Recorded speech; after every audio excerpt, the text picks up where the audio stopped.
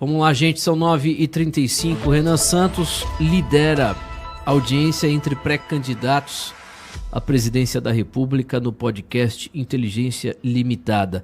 Tem um vídeo dele falando que eu mandei. Eu queria mais cortes também pra gente comentar a entrevista. A Carol que assistiu, graças a Deus, Carol assistiu. Eu vou assistir hoje na íntegra, mas solta esse trecho aí. O que foi que o Renan tá dizendo? Solta aí, por favor. Deu uns picos de uns 37 mil pessoas aí. 43. 43? É. Então parece que eu derrotei o senhor Flávio Bolsonaro aqui, hein? Bateu mais do que ele. Flavito. Eu vi aqui, 43 vai chegar a 45 quando finaliza, né? Então, assim, queria agradecer a todos que vieram conhecer. É um marco na política brasileira. Deu uns picos de uns 37 mil pessoas aí. 43. 43? Caramba, bicho. Sensacional, viu? Aplausos. Tem mais vídeos aí, cortes. Eu não assisti a entrevista. Carol Barbalho, fale mais aí dos momentos que você se recorda. Tem mais um, vamos ouvir esse, depois a Carol fala. O Brasil é como se fosse uma pessoa que tá na UTI porque pegou uma gripe. Tem cura a gripe, mas se você não cuida, uma hora você vai parar no UTI, dependendo do caso. E nós estamos nessa. Resolver a questão de segurança pública no Brasil não é tão difícil. É que a gente se esforça em deixar o crime organizado trabalhar. A gente se esforça em ter uma das piores leis em termos de combate a facções, leis de execução penal, progressão, saidinha. E aí o universo do direito no Brasil, as faculdades de direito e tal, começaram a produzir ideias que iam no sentido contrário, a ideia de abolicionismo penal. Aí ONGs ficaram hiperpoderosas, ONGs que recebem dinheiro da gringa, muita ONG recebe dinheiro americano. A guerra cultural que acontece no Brasil foi patrocinada por dinheiro essencialmente americano. E pelo amor de Deus, eu não sou anti-americano, eu não sou teórico de conspiração, eu só tô falando com números. Essas ONGs defendem políticas de desencarceramento, dizem que se você tiver uma política mais dura para aumento de pena, você tá sendo racista. E aí você formula todas as grandes políticas públicas de segurança no Brasil baseadas nisso. E aí, cara, acontece o que aconteceu. Se você fala assim, eu vou aumentar a pena para fascista, eu vou ser presidente da República. A função primordial do Estado é garantir a segurança física, a integridade física dos habitantes daquele país. Essa é a função primordial. Se você não garantir isso, você não tem Estado. Perfeito, aplauso pro Renan Santos. É sensacional o que você disse, concordo totalmente. Concordo em gênero, número e grau com o que disse o Renan Santos nesse trecho aí do corte. Carol Barbalho, sensacional a participação dele. Muito boa, muito boa. Tiveram 3 momentos pra mim que foram os melhores, que ficaram assim mais, me impactaram mais, que foi ele falando sobre a questão cultural, né? Sempre ele falando sobre a questão cultural é bem, você consegue linkar a fala com a realidade, né? Ele falando sobre o poder que hoje o meliante tem de tirar a nossa vida, assim, de ser o juiz da nossa vida, né? Segundo as próprias palavras dele. E quando alguém já sente esse poder, por si só já é uma justiça muito grande, né? Tirar a vida de um pai de família por conta de um celular e, por vezes, até sair ileso, né? Ou, enfim, não ser preso justamente. Outra parte da fala também dele falando sobre as questões, agora a oposição, né? Falando o que é que ele acha de ser copiado, né, pelo Zema e pelo Flávio. Falou sobre isso? Falou sobre que isso. Ele fala que realmente não tem como dizer que não é, porque até as próprias falas, né, ele fala direitinho, assim, as frases que ele usa e as frases que o Flávio usou da questão do Nordeste, né, o Nordeste é solução, isso já era uma fala dele, e o Flávio fez uma camisa com essa frase. E depois o Zema, e depois o Zema falando sobre, não me recordo agora o que foi que o Zema falou, mas ele fala também que era uma coisa dele, e ele fala só o seguinte, cara, eu sou um pobrinho aqui que acabou de criar um partido, e vocês têm uma máquina gigante, vocês podem contratar pessoas muito inteligentes, né, intelectuais aí das áreas de segurança pública e de cultura. Vocês não precisam disso, sabe? Usem o que vocês têm para explorar mais os campos e trazer mais propostas. Não precisam ficar copiando as minhas coisas. Ele foi bem humilde nesse sentido, eu achei, né? E a outra também foi a que a ouvinte acabou falando, né, sobre a questão do autista, que eu me surpreendi já quando ele foi no Maranhão, né? Se eu não me engano, que ele estava no Maranhão, e aí lá ele foi lançar os seus candidatos, e ele já falou naquele momento, já me surpreendeu bastante, porque é uma coisa que hoje se tornou um tabu muito grande, falar sobre a questão autista, que parece meio separatista, né? Parece um preconceito muito grande, mas é algo que tem prejudicado bastante as crianças, não só as autistas, né? Como as outras crianças também que não possuem o TEA. E pouquíssima gente fala disso, né? Funcionários públicos, no geral, eu não vejo ninguém falando sobre isso. Então, me surpreendeu muito desde lá no Maranhão e agora. Ele falou novamente que é preciso escolas especializadas para essas crianças. Não tem como juntar todo mundo. O professor está perdido, está todo mundo perdido, os alunos não avançam, né? Deixa ali todo mundo sem saber o que fazer. Então, é de uma coragem absurda falar sobre isso no momento que estamos, em relação a laudos, a diagnósticos irresponsáveis e uma situação absolutamente banalizada que vem deixando professores, diretores, alunos completamente desolados, né, e perdidos, e não se tem um olhar sensível. Eu queria o corte disso aí, desse tema sobre aí. isso eu vou Veja se a gente encontra aí para colocar pra Mas gente. ele fala isso me chamou a atenção desde o dia lá Nenhum no candidato fala disso. Não, ninguém. Não é nenhum candidato, não. Nenhum político falou sobre isso.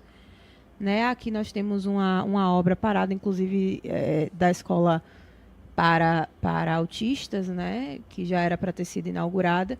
Mas ninguém fala sobre isso. Se tornou um tabu, de fato. Eu falo sobre isso há um tempo já no meu ex. Retornei essa discussão há alguns dias, porque passei novamente por uma situação nesse sentido. Parece que está todo mundo com medo de lidar com isso, sabe? E o Renan vem trazendo pautas que as pessoas têm medo de falar. E ele acaba falando pelas pessoas que, assim, pensam, mas não querem publicizar por medo também de retaliação. Tem mães que passam por isso e têm medo de falar por ter medo de ser tida como preconceituosa, né? Ou professores que estão sofrendo com isso, mas têm medo de serem demitidos. Então, tem muita gente que tem medo de falar sobre isso, mas não tem respaldo. E esse respaldo é muito importante nesse momento. Perfeito. São 9h42. Tem mais um trecho aí, Luiz Melodia? Coloca pra gente aí, por favor. Se tiver, não tem.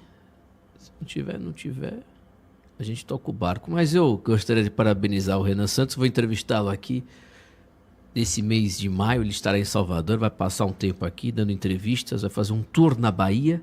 Ele vem a Salvador, vai para algumas rádios, vem a Brado, e a gente vai fazer essa entrevista com ele. E quando tiver a data certa lá pelo Departamento de Estado do MBL, o Riso, que é o secretário, ele vai me dizer a data e eu digo para vocês, para a gente divulgar o dia do Renan Santos aqui na Rádio Brado. São 9h43. Carol, veja o zap, é a mensagem que eu mandei no zap da Rádio Brado, por favor. Vamos ouvir o povo enquanto isso. 71, aliás, não, daqui a pouco solta o povo. 713180. Tem esse trecho aí? Solta aí pra gente. Vamos lá, você colocou. Finalizando, Flávio Bolsonaro. Finalizando Flávio Bolsonaro.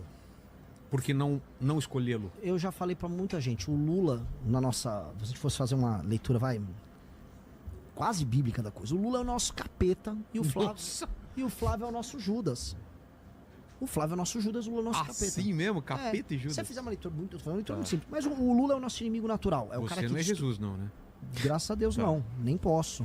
Pelo amor de Deus. Eu sou apenas um homem olhando ali, né, a traição da causa e o inimigo direto. Tentando e se organizando para não ser refém do traidor. O Flávio é, por excelência, o traidor. O Flávio exatamente. É um cara que, enquanto eu estava lutando pelo impeachment da Dilma Rousseff, ele estava ganhando dinheiro lá com a Copenhagen, né? Ele estava fazendo as coisas que ele fazia no gabinete dele, que a gente sabe que porque ele mandou parar a operação. Primeiro, ele anulou as provas do COAF, obtendo uma decisão com o Dias Toffoli. Vai ver se o Flávio fala mal do Dias Toffoli. E depois, praticamente obtendo um foro especial para cuidar do caso dele, que era um caso que envolvia alergia, ou seja, se livrando com a ajuda da STF, uma decisão do Gilmar Mendes. Vai ver se ele fala mal do Gilmar Mendes. Não fala nada. O Gilmar Mendes, que teve o irmão dele apoiado pelo pai dele, o Jair, quando concorreu para prefeito no Mato Grosso. Aí, ajuda a destruir a Operação Lava Jato através da CPI, do enterro da CPI da Lava Toga. Apoia a maior parte das nomeações dos ministros do STF ligados ao petismo agora.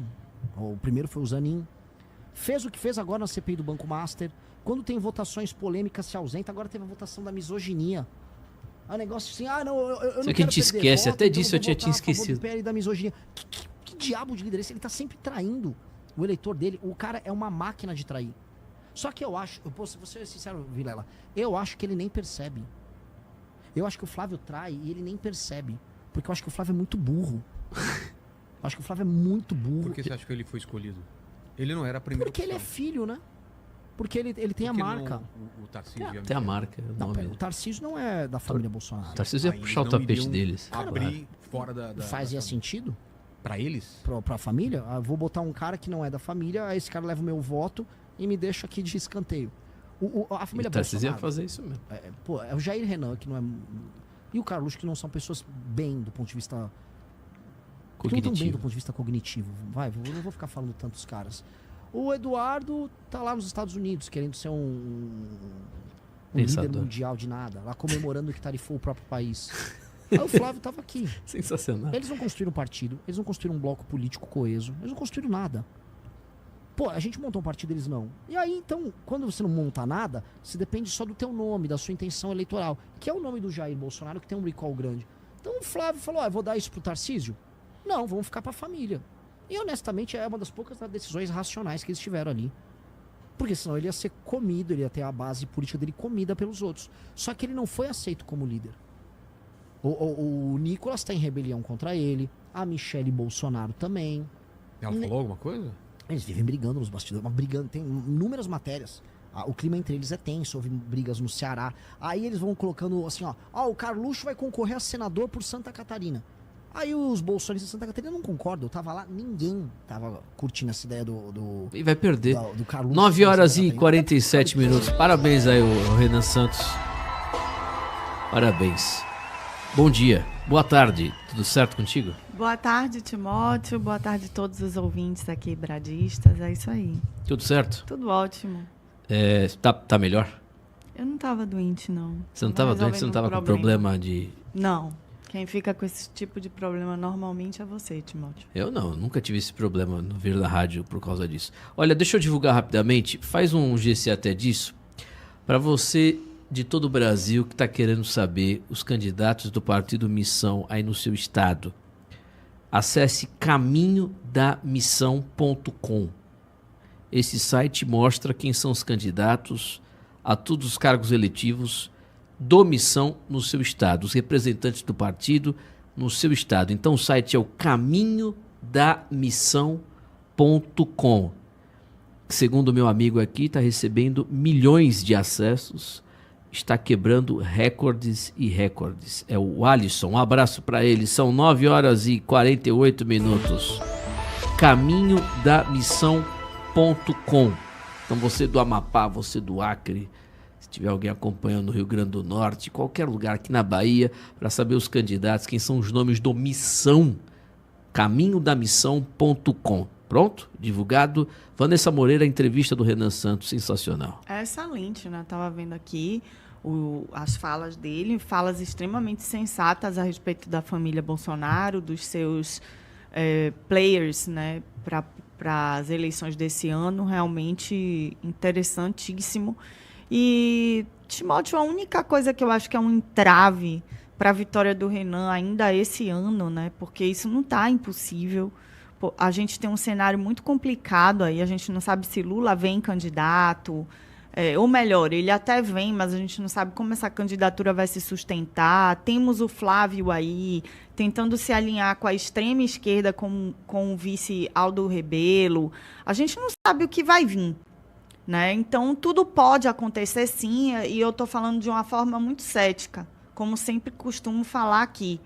Agora, o único entrave para mim do Renan é o eleitor.